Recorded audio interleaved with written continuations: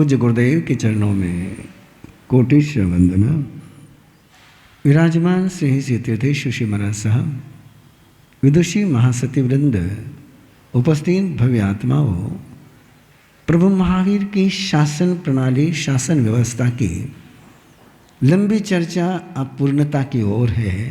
प्रभु कयंगला नगरी में पधारे, जो श्रावस्ती नगरी के पास में है। और कयंगला नगरी में भी अलग अलग धर्मगुरु, अलग अलग धर्माचार्य वहाँ पर हैं। परमात्मा के श्रावक भी वहाँ पर हैं। कैसे श्रावक परमात्मा ने तैयार करे, कैसे उपासक परमात्मा के शासन में तैयार हुए, क्या शासन की व्यवस्था की सुंदरतम प्रणाली परमात्मा ने तैयार करी कि एक श्रावक, एक सामान्य व्यक्ति, एक गृहस्थ व्यक्ति इस प्रकार के ये सवाल किसी को जाकर के पूछे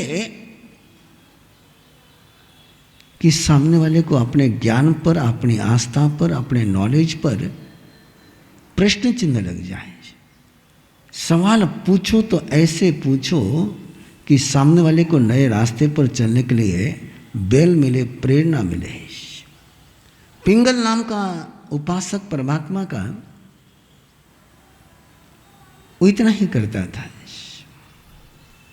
कि जिनके उत्तर परमात्मा के फिलॉसफी के अलावा कहीं पर भी नहीं है, जिन सवालों का जवाब केवल परमात्मा ही दे सकते हैं, और किसी फिलॉसफी में, किसी तत्व ज्ञान में जिन सवालों का जवाब मिल नहीं पाएगा, ऐसे सवाल जाकर के वो दूसरे धर्मों के, दूसरी मान्यताओं के, दूसरी परंपराओं के आचार्यों को जाकर के पूछता था, उनके प्रमुखों को जाकर के पूछता था। और यही तरीका है, एक क्रिश्चियन मिशनरी इसी तरीके को अपनाते हैं। किसी हिंदू को, किसी जैन को क्रिश्चियन बनाने के लिए, किसी मुस्लिम को क्रिश्चियन बनाने के लिए इसी तरीके के वो लोग अपनाते कि इस प्रकार के जाकर के सवाल पूछते हैं कि उस सवाल का जवाब उसकी धर्म परंपरा में होता नहीं। दक्षिण भारत की यात्रा कर करके आए हैं और उस कारण से वहाँ के बहुत सारे सवाल पता है। क्रिश्चियन का सबसे पहला सवाल जो जाता है हिंदू के सामने, आप सुनोगे तो आपको आश्चर्य लगेगा। वो कोई फिलॉसफी की बात नहीं करते, वो तो सीधा पूछते हैं, जो राम अपनी सीता को नहीं बचा सका, जो श्री कृष्ण अपनी द्वारिका को नहीं बचा सका, वो तुम्हें क्या बचाएगा।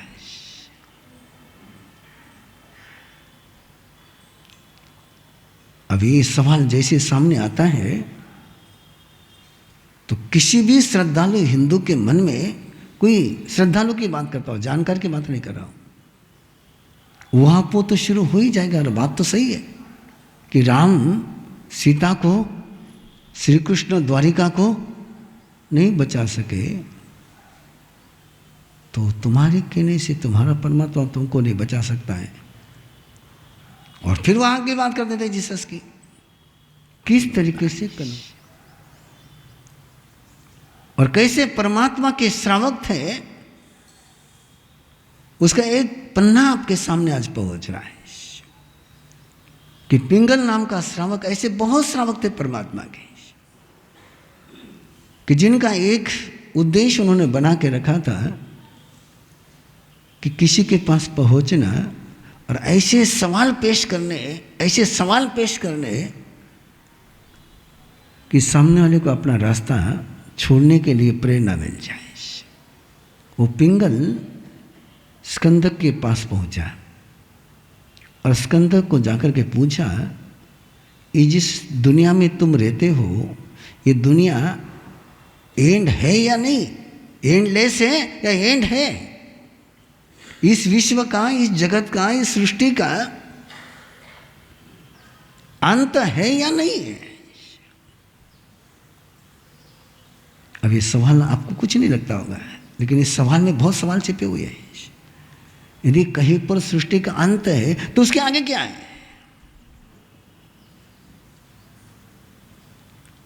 और सृष्टि का अंत नहीं है तो फिर सृष्टि का स्वरूप कैसे बनेगा?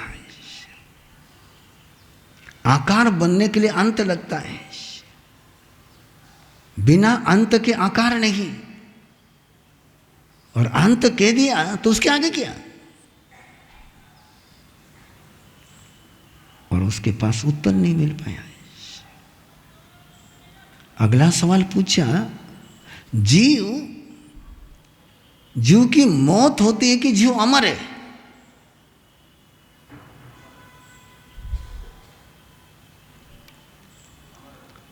ये आप कह रहे हैं, ये आप कह रहे हैं, लेकिन उसमें से कितने सवाल जन्मेंगे उस पर सोचिए आप। जीव यदि अमर है तो मौत का दुख क्यों मनाते हो?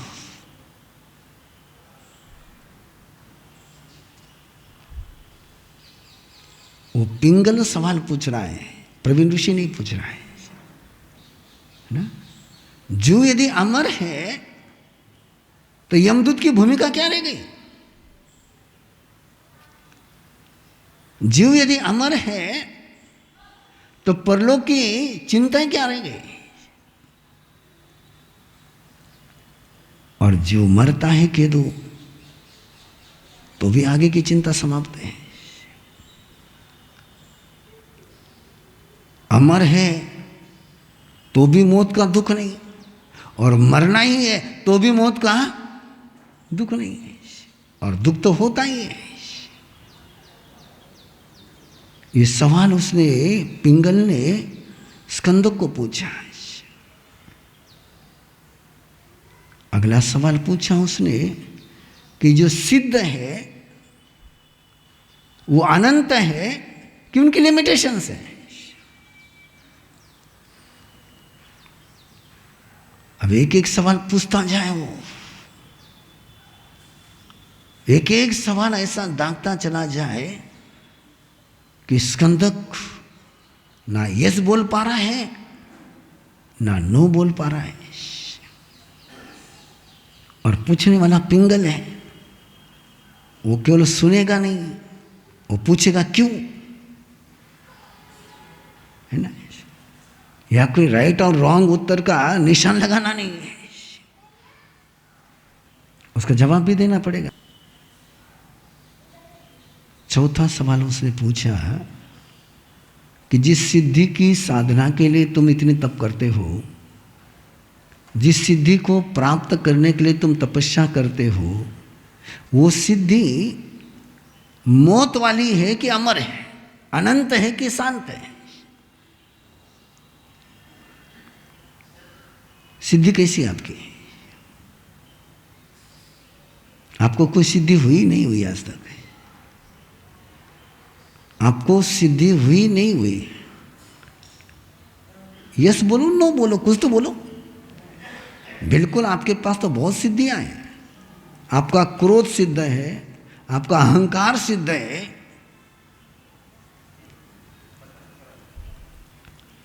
आपकी माया सिद्ध है, आपका लोभ सिद्ध है।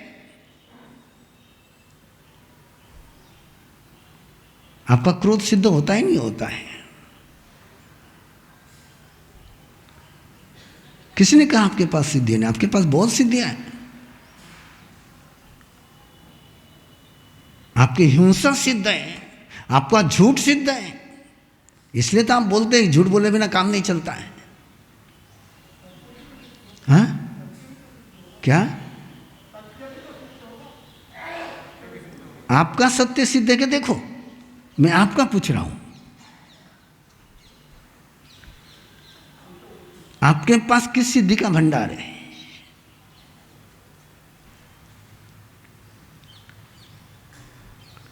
और ये सवाल जब पिंगल ने स्कंदक को पूछा तो स्कंदक ने जितने शास्त्र पढ़े थे, जितना तत्वज्ञान पढ़ा था, जितने फिलॉसफी पढ़े थे, वो सारे फिलॉसफी में इसका उत्तर नहीं मिला उसको। और वो पिंगल, मैं तो कम छेड़ता हूं तुमको, आगम में गया कि वो पिंगल जो है वो बार बार पूछ रहा है, जवाब दे।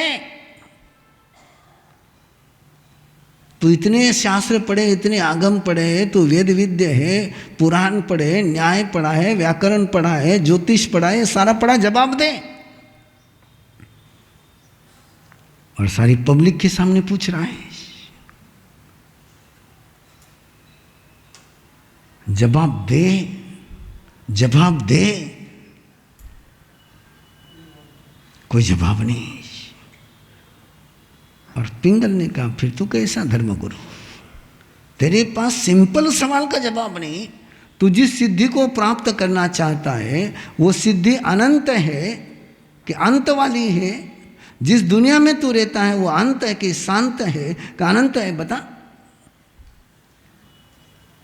और वो उलझ गया, वो कंफ्यूजन तैयार हो गया है। बिना डिस्टर्ब किए डेवलपमेंट नहीं होती है। डेवलपमेंट करनी तो क्या करना पड़ता है पहले? अब मैंने बोला तो दोहराओ, तुम्हारा नहीं तो। बिना डिस्टर्ब किए डेवलपमेंट होती ही नहीं है। और आप क्या कहते हैं, हे मने डिस्टर्ब मत कर। आपके जिंदगी में एक चीज बताइए बिना डिस्टर्ब किए डेवलप हुई हो। बच्चे को डिस्टर्ब नहीं किया होता तो बच्चा चलना सीखता।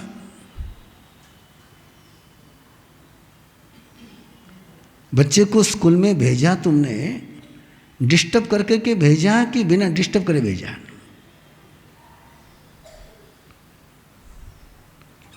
बच्चे को डिस्टर्ब किया नहीं किया? कितना रोता है, कितना डिस्टर्ब करते हैं बच्चे को। पहले दिन स्कूल भेजते हो, बच्चा बिल्कुल झुमते हुए जाता है ना, थाने दया नहीं आवे। डिस्टर्ब क्या किया है? डिस्टर्ब। ये तुम्हारे घर आई है, पीहर से आते समय डिस्टर्ब हुई नहीं हुई? और ये तुम्हारे घर में आने के बाद तुम्हारा घर डिस्टर्ब हुआ नहीं हुआ? अरे कोई भी चीज बनाते हो, चलो ये छोड़ो, चाय बनाते हो, पानी को डिस्टर्ब करते नहीं करते हो? बिना पानी को डिस्टर्ब करे चाय बनाओ।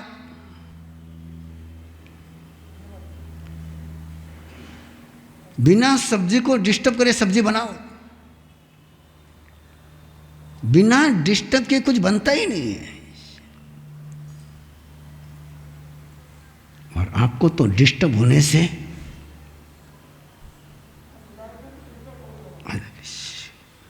प्रवीण ऋषि का ना डिस्टर्ब करें, पर बिना डिस्टर्ब के डेवलपमेंट नहीं होती है। कोई पत्थर मूर्ति बनती है तो बिना डिस्टर्ब हुए। कोई मिट्टी घड़ा बनता है तो मिट्टी को डिस्टर्ब करने से बनता है या बिना डिस्टर्ब करे बनता है? गोबर गणेश बिना डिस्टर्ब के बनते हैं। कौन से गणेश? गोबर गणेश। बाकी कुछ भी सच में बनाना हो तो डिस्टर्ब तो बोलो जल्दी से। तो यहां से आगे कहना मत, डिस्टर्ब मत कर।